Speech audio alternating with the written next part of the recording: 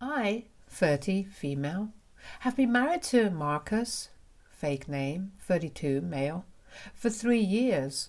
We met in high school and reconnected several years later. Once we started dating, there was no looking back, and here we are, married for 3 years and still going strong. Not everyone was happy about our wedding, though, especially my older sister, Nina, 32. We went to the same high school, and Nina had a major crush on my husband back then, but the feelings weren't mutual as far as I know.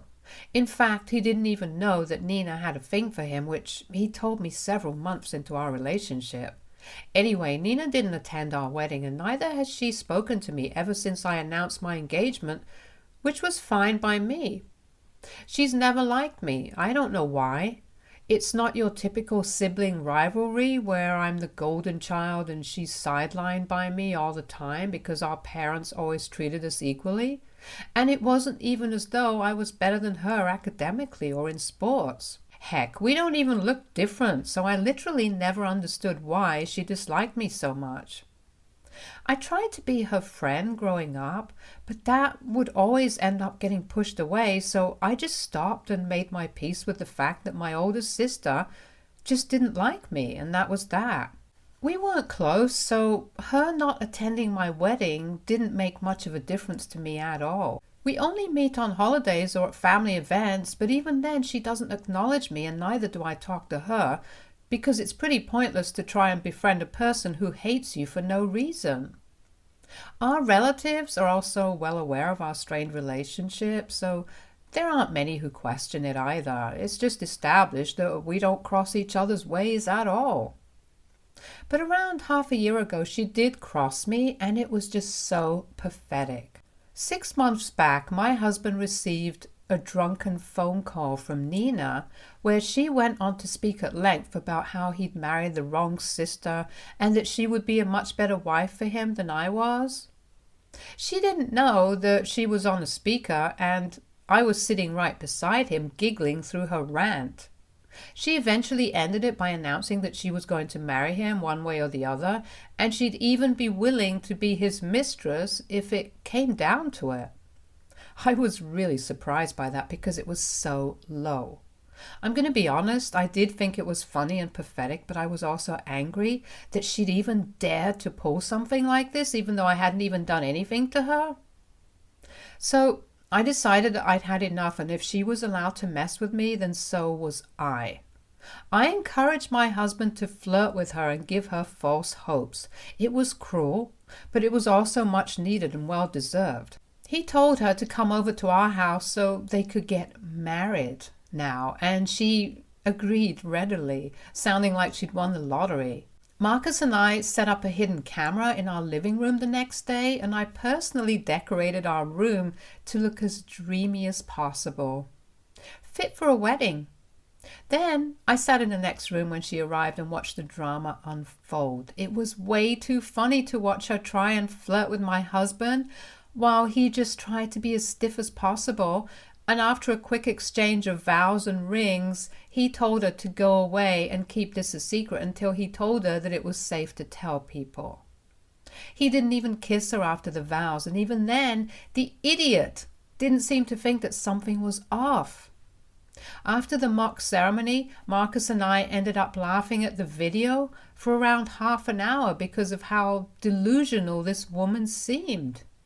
It was just sad that she was ready to go so low just because she hated me and wanted my husband. Sucks for her that my husband doesn't love anyone other than me. We'd thought we'd send the video to my parents, but decided that we'd wait for the right time. She would definitely try to pull some crap on us again, and that's when we'd send this to them so that they realize what a trashy person she really is, who was willing to hit on someone else's husband just to get back at her sister. My parents treated us equally, but they were also way too supportive of my sister, even though she didn't deserve it. For instance, they paid for my sister's vacation to Spain a few months before I was supposed to get married, because apparently she was very affected by this wedding and wanted some time away. I hated that they were falling for her victim act, but they were also paying for my wedding venue, so I couldn't complain that they were being unfair. They really weren't. And then again, they let my sister stay with them when I was on my honeymoon because she was feeling lonely. I hated that she would try to use my marriage to her high school crush as a way to gain sympathy from our parents, and they would fall for it again and again. I needed them to know that she was a terrible person and that they didn't have to sympathize with her anymore. So for that, if I had to do something sly and backhanded, then I was ready to do that as well. I just didn't want my parents falling for my sister's act anymore. We had to wait for the right time to send it to my parents, though, because I knew that if I told them we'd pulled this off just because of a drunk phone call, they'd tell me that I was being just as bad as her and it would lead nowhere. So I had to wait for her to mess up somehow. A few days back, my sister finally publicly announced that she's been married to Marcus for half a year now, and even though they've been keeping it under wraps up until now, she's finally ready to own up to it.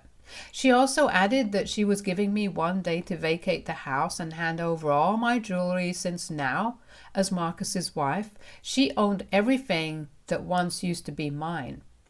Marcus and I were at home that day and our inbox was instantly flooded with messages while our phones rang off the hook with noisy relatives asking about what was going on.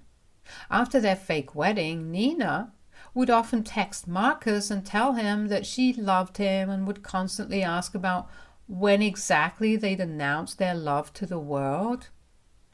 Marcus would probably reply once a month and would always tell her that they'd do it when the time was right. The last time she texted was 3 weeks ago, and I guess she just couldn't wait anymore. I was surprised that she'd actually gone ahead and done something so crazy, but well, I knew this was bound to happen someday. She was always going to snap and do something insanely stupid and ridiculous, and this was it. Marcus decided to call her up and even recorded the call so that I'd have more proof to show to my parents.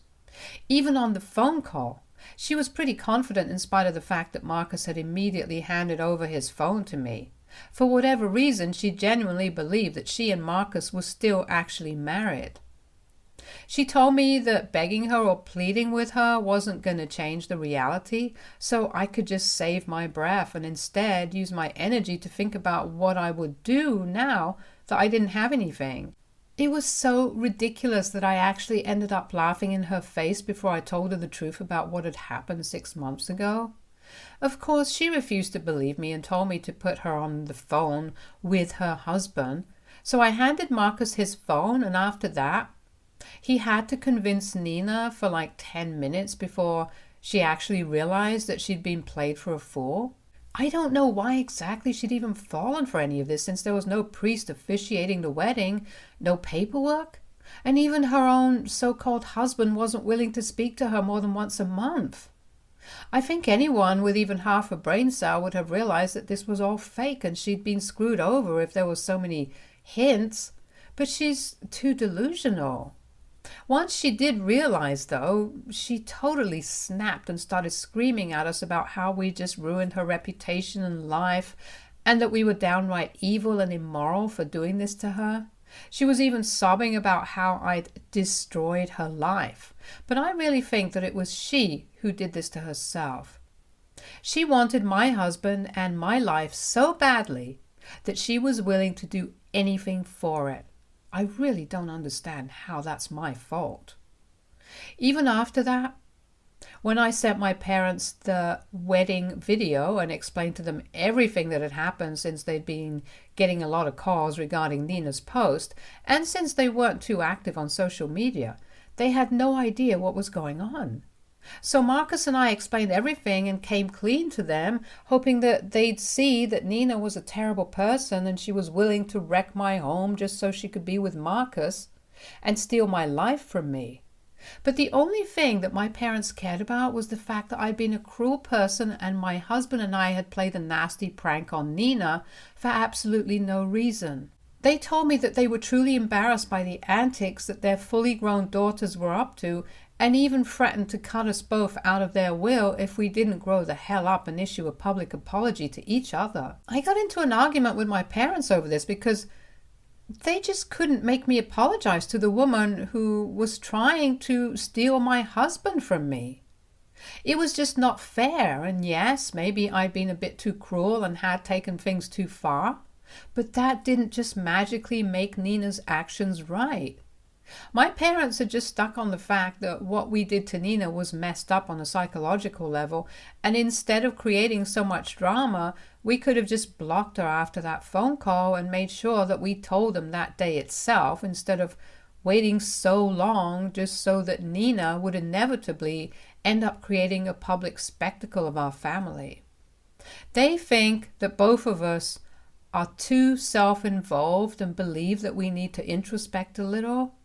My mother told me that Nina might be a jealous homewrecker, but I'm no less, since what I'd done was actually psychotic and she couldn't believe that she'd raised two daughters who hated each other so much that they were willing to stoop to any level just for revenge, even at our age.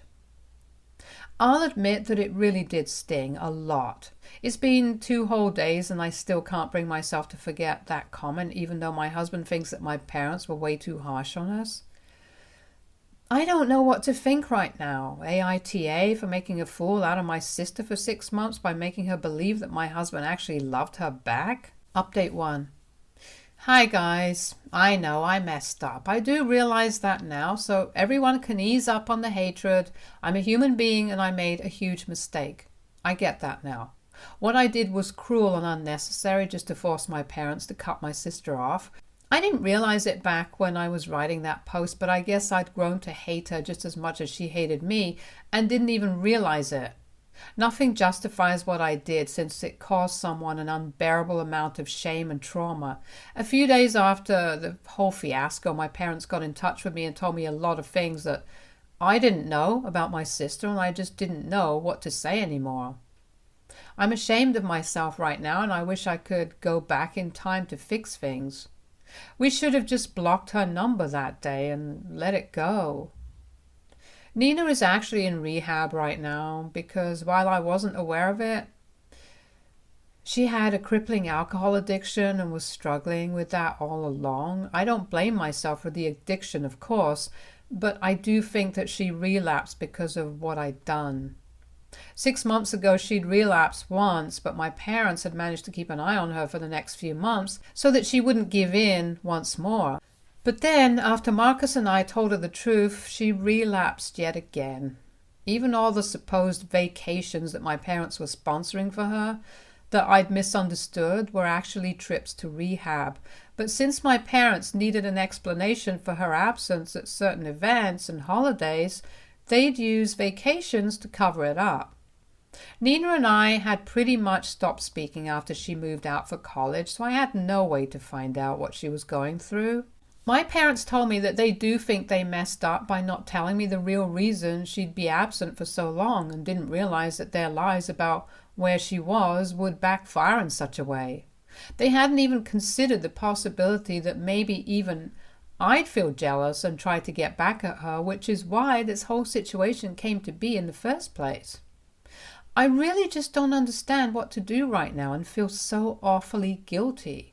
Nina had behavioral problems all along growing up, but I'd never known that because my parents had never told me about any of it. They'd done their best to treat us like equals, and I think they did their job well too.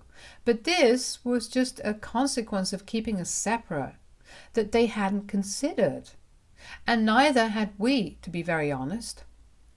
Both of us had lost any compassion we had for each other and had forgotten that this person we hated so much was also a human being. I really do regret whatever happened, and I'm planning on paying her a visit as soon as I can so that I can at least apologize for whatever happened. There are still a lot of our relatives and extended family who are trying to gossip about what has happened, and while under usual circumstances I would have grabbed this opportunity to talk crap about Nina, I'm obviously ignoring all those people now and only praying that nothing too serious happens to her, since my parents told me that they'd found her passed out in her house, which was a first. All the other times that she's relapsed, she's been able to approach them and ask for help, still conscious. When my parents didn't hear from her for 2 days after that post, they decided to go visit her, and that's when they realized that she'd relapsed yet again. I can't imagine how difficult it must have been for my parents to realize that my sister and I had fallen apart so badly that there was no hope of reconciliation. I'm just so sorry about whatever has happened. I don't know why I'm saying it here either, but I feel like I have to put it out there in the universe so that somehow Nina can feel it. I'm truly sorry. Update 2. I finally visited Nina today. She was in really bad shape and it showed on her face. She's been in rehab for a few weeks now. She's slowly recovering, but she wasn't in any state to meet people, least of all me, these days.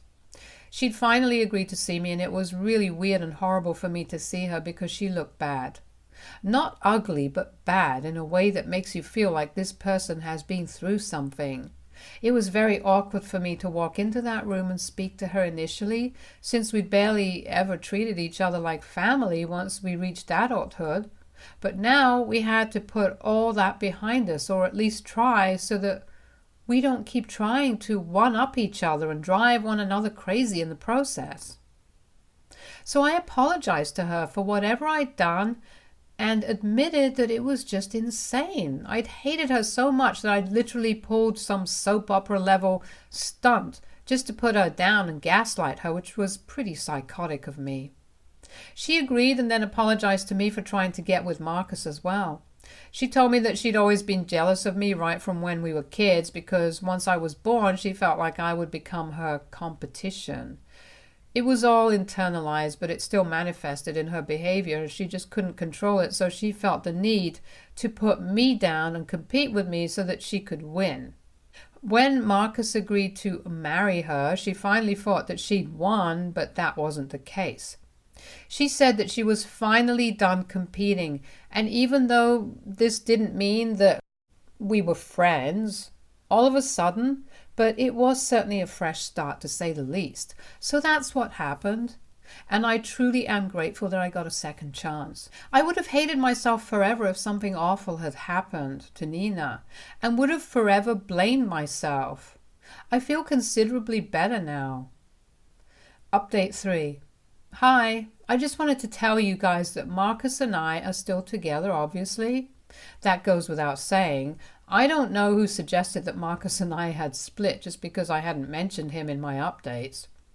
He knows and is well aware of everything that's happened to Nina, and he also apologized to her. She didn't want to meet him, but she did say that she was over it now and realizes that Marcus was just trying to be a loyal and protective husband, and she isn't going to hold that against him. So that was that. He obviously felt really guilty about everything as well and was just as sorry as I was, if not more. I have no idea why people were bashing him for being complicit and not doing anything to fix things, even though I hadn't even mentioned whether he had apologized or not. So I hope this clears that up and people stop calling us horrible names. We've apologized and Nina forgives us. End of story. And for the people who are blaming my parents and saying that they're responsible for this situation, I don't know why you think that's the case. My parents could have dealt with this better for sure, but I think they were trying their best to handle everything with sensitivity and kindness. Them hiding my sister's alcoholism from me was probably in both our best interests. I hated her and she hated me, so why would it even matter what the other was going through? Obviously, they didn't know what was going to happen in the future, so I'm not going to blame them for hiding this piece of information from me. They did what they felt was right, and honestly, I think it's fine. There's a lot of you guys who still think that my sister is the villain somehow, and okay, maybe she is, but so was I. What I did was really messed up. So if I get a second chance to fix our relationship and have a normal family for once, then I'll take that without question. Even if it means forgiving my sister. Thank you. Update 4. Hi everyone, it's been one whole year since I posted last, and wow, this feels weird, but I think I'm ready to share what's happened since then. A lot of you warned me that my sister would backstab me again or something. A lot of you said that I need to cut my parents out of my life, and a lot of you thought that I was the only toxic element here, and that they'd all be better off without me. I'm thankful that none of those things are true and we're all happy with our respective lives right now. My sister and I made a genuine effort after that to reconnect and build a relationship with each other because both of us were pretty tired of fighting with one another. It just wasn't worth it anymore, especially in our 30s when we had 100 things to worry about anyway. We just didn't want to spend more of our precious time and energy on something as petty as our rivalry anymore. So we would meet for coffee every once in a while, not too often, but at least once in 3 months. We were also actually nice to each other at one of our cousins' weddings, and that was quite the shock for the rest of our family. Nina and I aren't the best of friends at all, but we're trying to be friends. We're okay with each other now, and that's what matters. I don't think we'll ever get to a point where we're very close, but we're not going to actively try and hurt each other now, that's for sure. She's also moving a little further away from home for a better job, and while that does sort of seem risky given her predicament with regards to alcohol, my parents are going to handle that, and if they ever need any help, Marcus and I will always be there for her.